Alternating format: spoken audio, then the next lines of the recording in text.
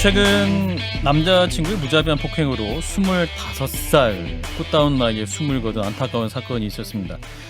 고인의 친구들은 데이트 폭력 근절을 기원하면서 SNS에 하늘 사진을 찍어 올리는 캠페인까지 하고 있죠.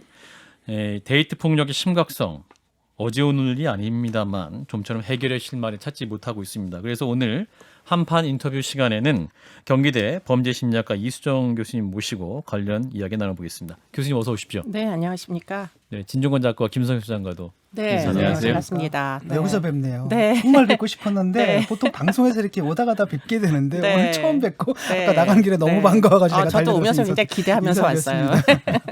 그럼 저희는 나가도록 하겠습니다.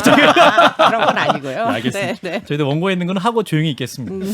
자, 일단 교수님 최근 굉장히 심각한 사건이었죠. 그 마포구 오피스텔에서 데이트 폭력으로 피해자가 이제 사망을 했는데 교수님께서 이 사건 어떤 사건이었는지 잠깐 간단하게 말씀해 주시죠. 네, 날짜가 7월 25일이었고요. 그리고는 마포구에 말씀하신 대로 오피스텔에서 아마도 두 연인, 두 사람이 서로 언쟁을 벌이다가 이제 남자 친구가 폭행을 하기 시작했던 것으로 보이고요. 예. 그래서 결국에는 지금 폭행 장면이 지금 CCTV에 찍혀서 알려지게 된 사건이고요. 예. 그리고 나서는 한참 시간이 소요되고 난 다음 의식이 없는 이제 여자친구에 대하여 뒤늦게 119에다가 신고를 해가지고 술을 많이 먹고 취해서 넘어져 다쳤나 보다 이렇게 신고를 했고요. 그 남자친구가. 네, 그것은 사실은 거짓 신고였다는 게 나중에 밝혀졌고요.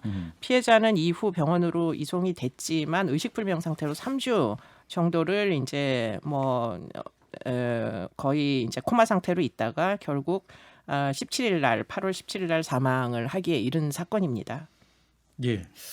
이제 당시 이제 CCTV가 공개가 되면서 많은 분들이 공분을 하고 있는데 그 수위를 봤을 때 이 폭행이 처음이 아닌 것 같다라는 말씀도 하세요. 교수님께 전문가 입장에서 보시기에 어떻게 판단하셨어요? 네, 처음이 아닌 게 굉장히 분명해 보이는 게 보통 처음 폭행을 하는 사람들은 상대가 무방비 상태, 예컨대 어떻게 보면은 쓰러지거나 지금 이 경우는 심지어 의식을 잃었잖아요. 네. 그럼 멈추는 게 일반적입니다. 그런데 문제는 의식을 잃은 듯한 저항하지 못하는 여성, 바닥에 누워있는 여성을 대상으로 계속 폭행하는 장면이 찍혀 있었거든요. 예. 그러니까 아마도 그 이제 영상을 공개하느냐 마느냐를 놓고 굉장히 피해자의 어머니가 고민을 많이 해보셨던 것으로 알고 있습니다. 그런데 결국은 공개를 해야 되겠다.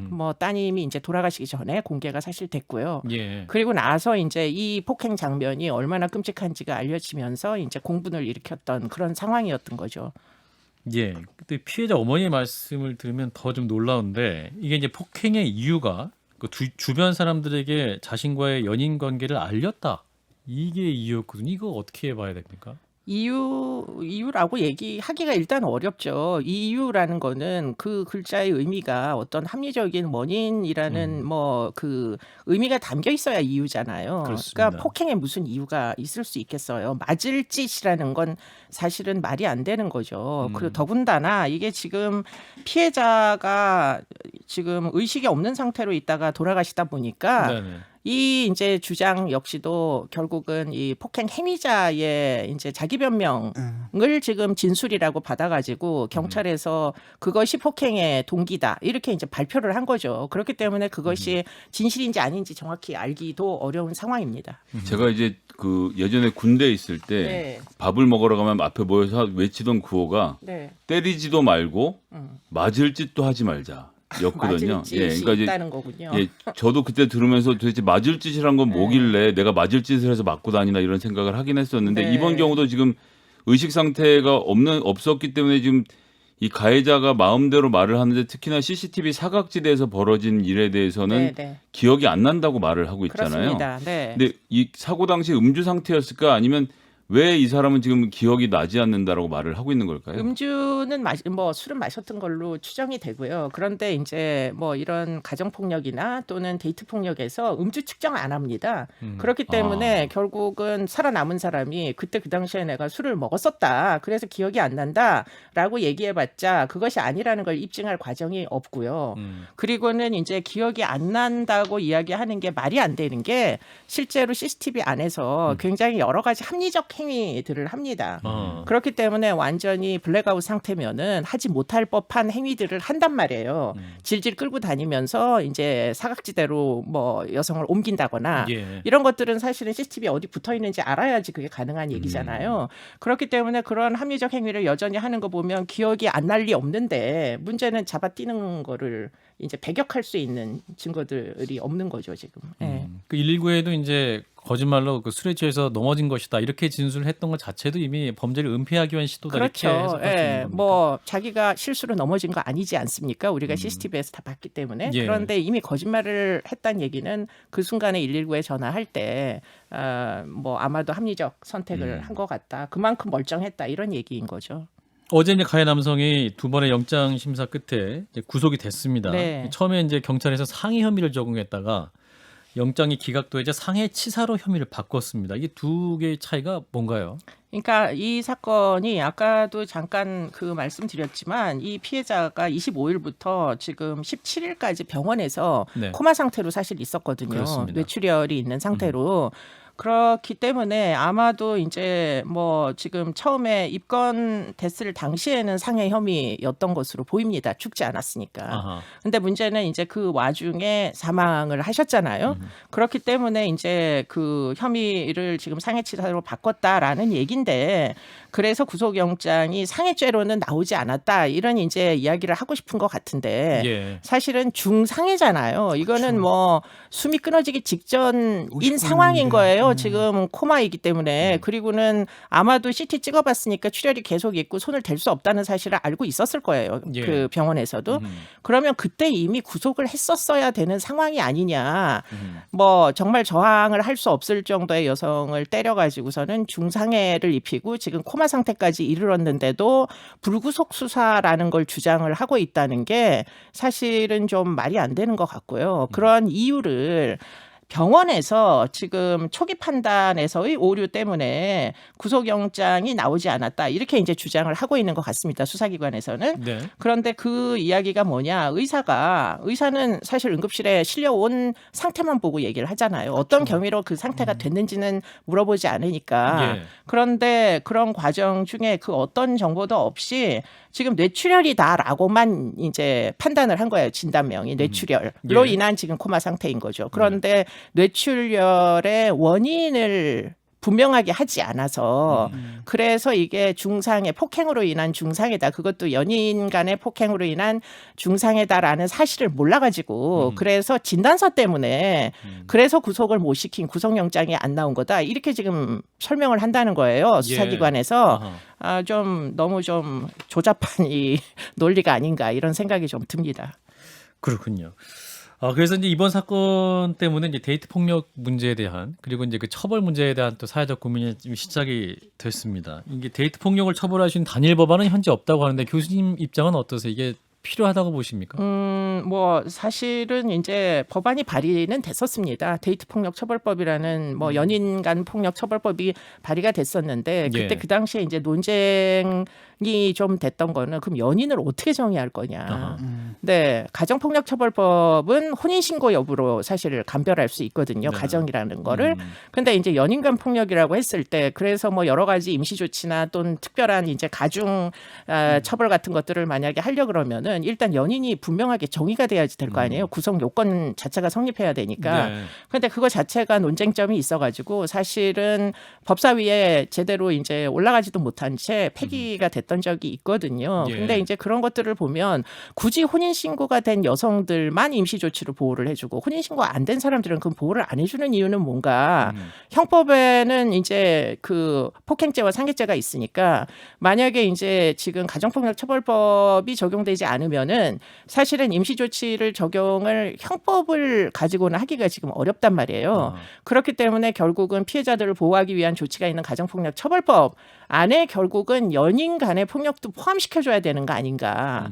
영미권 국가는 거의 대부분 그렇게 합니다. 유엔에서도 파트너 폭력이라고 하지 혼인신고된 사람들끼리만의 폭력이라고는 그런 정의는 없어요. 외국에. 파트너 폭력. 예. 네. 그렇기 예. 때문에 파트너라고 할 때는 뭐 부인도 되지만 전 부인도 되고 연인도 되지만 전 연인도 되고 어쨌든 파트너 또는 동성 커플도 사실 파트너일 수 있잖아요. 그러면 그 파트너 폭력을 모두 포섭하는 법률이 돼야지. 지금 가정폭력처벌법은 굉장히 흥미로운 게 보호를 하겠다는 1조 1항에 이제 어떤 법익이 있잖아요. 예. 그 보호를 하겠다는 게 뭔가 하고 들여다보면 가정을 보호하겠다는 거예요. 아하. 피해자의 사람이 아니라. 생명권 보호가 아하, 아니에요. 그렇군요. 그렇기 때문에 정말 오래전에 만들어졌던 그야말로 가정이 사회의 기본 단위라고 이제 4인 가구가 뭐 그때는 4인 이상의 가구였지만 예. 그런 철학이 유지되던 그 시절에 만들어진 게 가정폭력 처벌법이다 보니까 이 처벌법이 보호하자는 거는 혼인신고된 가정만 보호해주겠다는 거지 그 안에서 폭력 피해를 당하든 말든 가정만 이혼 안 하고 유지되면 되는 거 아니냐. 결국은 이제 오늘날의 여성 단체들이나 뭐 저 같은 사람들은 사실 가정폭력 처벌법이 이제 보호하고자 하는 법익이 대체 뭐냐. 피해자는 이렇게 맨날 매 맞고서는 죽어나가는데 1년에 한 100명 정도가 죽어나간다거든요. 비공식적으로 보면. 아하. 우리나라는 공식 통계가 없어요. 파트너 살인에 대한. 그러다 보니까 이제 여성 단체에서 사실은 기사화된 이제 그 기사를 드러난 세 것만. 가지고 그래서 그런 평균 통계네요. 100명이 연인 관계이든 아니면 혼인 신고된 사람이든 죽어 나간다. 이런 이제 통계는 지난 10년 동안 안정적으로 언제나 100명씩 죽어 나가요. 그러면은 이 죽어 나가는 사람들이 그럼 가정폭력 처벌법에 의해서 보호받을 자격이 있는 자와 자격이 없는 자가 있다는 거죠. 혼인 관계가 아니면 보호가 안 됩니다. 된다. 임시 조치를 이제 폭력이라는 게 이게 굉장히 파트너 간에는 지속적이기 때문에 예. 죽기 전에 어쨌든 개입을 해야 되잖아요. 그렇죠. 근데 임시 조치를 그렇게 쉽게 적용하기가 어렵다는 거죠. 임시 조치라는 게 이제 구체적으로 어떤 조치를 말합니까? 물론 뭐 효력이 있느냐 이걸 가지고 논쟁이 많습니다. 그런데 이제 어쨌든 뭐 100m 접근 금지 명령부터 시작해가지고 뭐 여러 가지 이제 피해자 가해자들을 분리시킬 수 있는 법원의 명령의 형태로 이제 구성이 됩니다. 그렇기 때문에 외국의 경우에 또 이제 뭐 얘기가 자꾸 길어져서 그런데 외국의 경우에는 이제 뭐 비명이 들려요 야밤에. 그럼 예. 경찰에다가 일단은 신고를 하면 체포를 즉시 합니다. 우리나라는 입건을 안 하거든요. 그런데 이제 체포 우선주의를 적용하는 외국의 그러니까 소리만 들리면 네, 비명 소리가 들리면 뭐 몇 시간 동안 소리가 들렸다. 그럼 그것을 토대로 이웃들이 막 신고를 하잖아요. 그렇죠. 그러면 경찰이 출동을 해서 즉시 이제 매 맞고 있는 사람들을 보호를 해주고 때리고 있는 사람들을 집에서 퇴거를 시켜요. 아하. 그렇기 때문에 피해자가 쉼터로 갈 필요가 없습니다. 근데 우리나라는 피해자를 쉼터로 일단 끌어내오고 나쁜 짓을 한 가해자는 집을 차지하고 못 들어오게 하면서 이제 피해자가 있는 쉼터를 찾아가서 괴롭히는 거죠. 그래서 지속적으로 괴롭히다가 사망을 한 사건 이런 것들도 지속적으로 나오고 있고요. 그렇게 공식적으로 혼인신고 중에 가정폭력이 있어가지고 배우자를 살해한 사건, 피해자 가해자 관계 통계 같은 거는 이제 나오는데 우리나라는 공식적으로 아내 살인이라고 나오지 않고요. 피해자 가해자 관계에 친족 간 살인만 통계를 잡아요. 그러니까 존속살해, 비속살해, 배우자 살해가 다 뒤섞여가지고 공식적인 통계청에는 그렇게 보고가 됩니다. 아하. 그런데 이제 그 중에 눈여겨서 이렇게 막 세보면은 그러면 한 20건에서 30건 정도가 혼인신고 제대로 해가지고 이제 배우자에 의해서 폭행당해서 사망한 사건이고요. 나머지 7, 80건은 이제 혼인신고가 됐던 적이 있는 사람이나 아니면 아예 안 된 사람이나 이런 경우들이 다수 존재하죠. 그 지지부진님이 이런 말씀하셨어요. 데이트 폭력이라는 용어 자체가 왠지 폭력의 심각성을 덜하게 느껴지게도 하는 그런 효과가 있는 것 같다. 남녀 사이의 문제다. 남녀 사이의 폭력, 사랑하는 맞아요. 사람의 폭력이다. 네, 그래서 좀 그렇습니다. 이 용어 자체 좀 잘못됐다라는 말씀하시는 것 같은데 교수님 어떻게 보세요? 네, 뭐 잘못된 용어이긴 하나 예. 따로 지칭해서 부를 만한 딱히 적절한 용어가 없다 보니까 아까 교수님께서 말씀하신 파트너 폭력 정도로 네, 순화하면 파트너 어떨까요? 폭력이라고 좀 파트너 써주시면 살인. 예, 굳이 뭐 이렇게 혼인신고 돼 있는 가정과 그렇지 않은 가정, 그렇지 않은 파트너 이렇게 구분할 필요도 사실 없고요. 파트너라는 건 꼭 성별을 특정하는 게 아닙니다. 그렇기 예. 때문에 그냥 포괄적으로 파트너라고 써주시는 게 지금 이 시대에는 더 적합하지 않겠나. 이번 사건의 그 유족 측에서는 데이트 폭력 가중처벌법을 신설해 달라고 말씀하고 계시거든요. 네. 외국의 사례는 어떻습니까? 네, 데이트 폭력이라는 용어는 외국에도 잘 쓰지 않고요. 파트너 폭력의 경우에 예, 그렇게 신뢰관계에 있는 사람이 지속적으로 폭행을 해서 파트너를 사망에 이르게 하면 당연히 가중 처벌을 하고요. 지금 우리나라 같은 경우에도 살인죄를 이제 5개로 나누어서 양형을 정하고 있거든요. 예. 그런데 이제 그 살인죄를 적용하려면 일단 우리나라는 고의가 인정이 돼야지 살인이 적용됩니다. 아하. 그런데 문제는 고의 입증을 굉장히 보수적으로 해요. 그러니까 미필적 고의 같은 건 고의라고 잘 인정을 못 받습니다. 우리나라의 경우에는.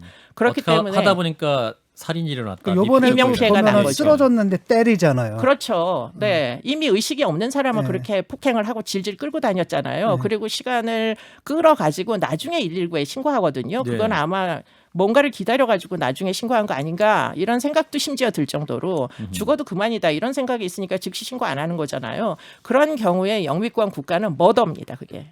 호미사이드 통계에 들어가는 거예요. 살인이다. 네, 세컨 디그리 머더 정도는 나오는 겁니다. 이급살인. 네, 근데 우리나라는 그걸 치사로 아하. 여기기 때문에 치사는 집행유예까지 됩니다. 그러니까 네. 죽이려고 한 건 아닌데 어쩌다 네. 보니까 죽게 됐네 이런 네, 거잖아요. 살아있는 사람만 죽일 의도가 없었다고 주장할 수 있잖아요. 네.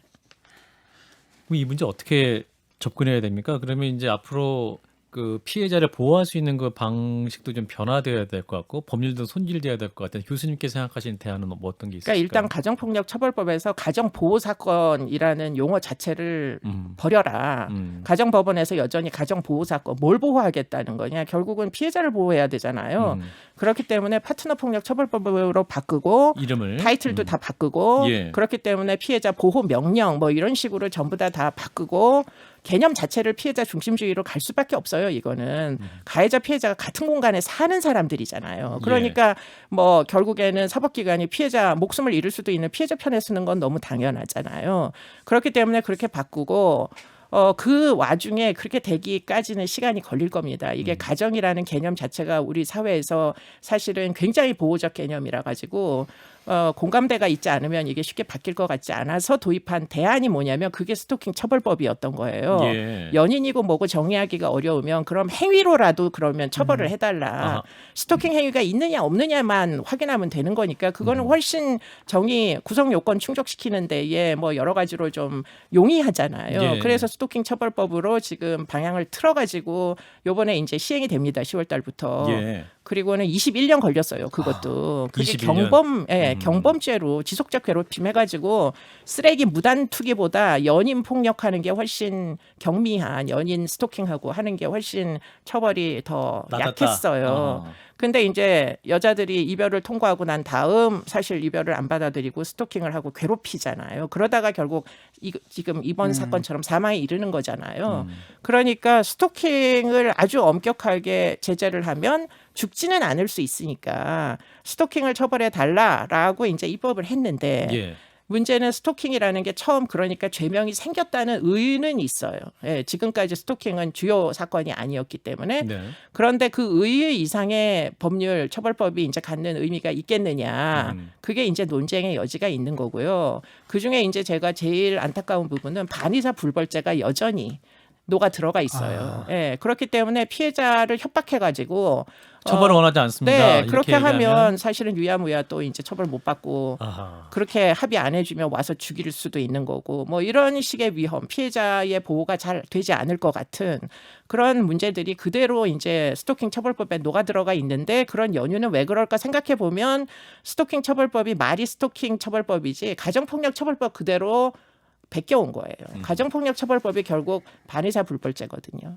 외국은 반의사 불벌죄 없습니다. 때렸으면 그냥 때렸으면 그냥 입건을 범죄인 해야죠. 거지. 네. 길바닥에서 남을 때리거나 집안에서 마누라를 패거나 폭행은 폭행이고 상해는 상해인데 예. 왜 우리나라는 왜 그 파트너라고 하면 부인이라고 하면은 왜 의사를 계속 물어봅니까? 처벌을 원하십니까? 뭐 이런. 사건화를 할 건지 안 할 건지 심지어는 법정까지 의사를 분명하게 아주 독한 여자가 돼야만 피해자들이 이제 보호를 받을 수 있는 왜 이 지경에 놓이게 그대로 놔두는 건지 이해가 안 됩니다. 이게 네. 파트너 폭력이다라는 게 이제 가중처벌이 요구된다라는 것은 사실 그 폭력 형태가 일반 폭력과는 상당히 다르다는 다르죠. 거라는 네. 거거든요. 예를 네. 들어가지고 기억 많이 나요. 막 경찰이 오게 되면 그 집안일이야 가 뭐 이러면 그렇죠. 쫓겨나고 네. 그 다음에 또 많은 경우에 또 여성들 자체도 어떤 심리적 종속 관계라거나 맞습니다. 이런 경우가 네. 생겨가지고 굉장히 끊기가 힘든데 네. 가스라이팅 같은 그런 예, 개념 가스라이팅 말씀하시는 것 맞습니다. 같은데. 예, 뭐 요즘은 이제 가스라이팅이라는 개념이 많이 알려졌지만 그게 사실은 매 맞는 아내 증후군이에요. 파트너한테 계속 매를 맞다 보면은 그리고는 아까 맞을 짓이라고 계속 세뇌를 시키잖아요. 그럼 맞는 사람이 아 내가 또 맞을 짓을 했구나 이렇게 생각하는 그런 시점이 온다는 거예요. 그래서 신고를 해도 도와주지 않고 뭐 구조를 받고 싶어도 아무 뭐 결국은 또 쫓아오고 제주도에서 왜 중학교 남자아이 2학년짜리가 그 연인 엄마의 연인에 의해 가지고 살해된 케이스가 있었잖아요 최근에. 네. 그 사건도 진짜 장기간 동안 사실은 스토킹을 하다가 살해한 거죠.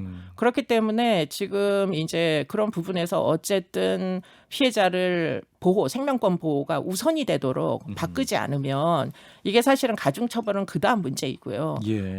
일단은 임시조치를 아주 엄중하게 집행을 해야 되고 임시조치를 어길 때는 무조건 구속시켜야 됩니다. 아하. 지금 과태료기 때문에 내 돈 내고 내가 괴롭히겠다는데 맞아요. 네가 뭐냐 이런 식으로 나오거든요. 아하. 또한 이게 초기 단계 신고를 했을 때 경찰들의 대응도 굉장히 중요할 것 같습니다. 이제 경찰이 왔다가 다시 돌아가서 또 네, 네. 살인 사건 이러는 경우도 굉장히 많이 있잖아요. 네, 제주도 사건은 시도 때도 없이 이제 신고를 했는데도 경찰이 뭐 엄마만 스마트워치를 주고 애한테는 스마트워치를 안 줘가지고 결국 집에 있다가 살해된 사건이잖아요. 예. 그런데 이제 경찰만 탓을 할 수가 없는 게 경찰이 아무리 사건화를 해도 피해자들을 협박을 해가지고 반의사 불벌죄로 고소를 취하해버리면 예. 내가 사건화를 해봤자 나중에 이게 사건화가 안 되면 결국 입건을 한 부분에 대한 책임을 나중에 물어줘야 될지도 모른다 이런 생각들을 가질 수밖에 없다는 거예요. 네. 무슨 명예훼손이나 이런 것들로 실무자 경찰들을 뭐 고소하기도 하고 막 이렇게 되니까. 예. 그러니까 사실은 이제 반의사 불벌죄를 일단 폐지를 해야 수사기관에 이제 경찰이든 검사든 작동이 될 거예요. 일단 예, 그 사람들이 사건화를 하고 입건을 하고 기소를 하고 이래야 되는 사건이다라고 느끼려면 그럼 반의사 불벌죄를 없애야 되는 겁니다. 교수님 그런데 일단 네. 뭐 반의사 불벌죄가 내일 없어지지는 않을 거고 폭력은 오늘도 벌어지니까 네, 네.